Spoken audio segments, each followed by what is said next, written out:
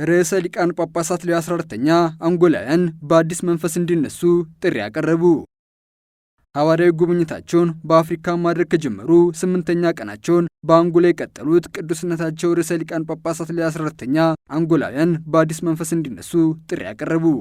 ቅዱስነታቸው ቅዳሜ ሚያዝያ 10 ቀን 2018 ዓ.ም በካሜሩን የነበራቸውን ሐዋርያዊ ጉብኝት 200 ሺህ ለሚሆኑ ምዕመናን በተገኙበት መስዋዕት ቅዳሴ ካሳረጉ በኋላ አንጎላ መግባታቸው ይታወሳል። በአንጎላ ባላቸው ቆይታም መስዋዕት ቅዳሴና የመቁጠሪያ ጸሎት ከአንጎላውያን ጋር አድርገዋል።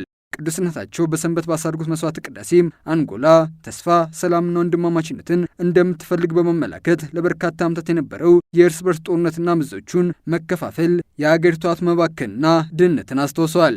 ርዕሰ ሊቃነ ጳጳሳት ሌዮ 14ኛ ሁኔታዎች ከባድ ቢሆኑም ፍቅር እንጂ ጥላቻ ማሸነፍ የለበትም በማለት አንጎላውያን በአዲስ መንፈስ እንዲነሱ ጥሪያቸውን አቅርበዋል።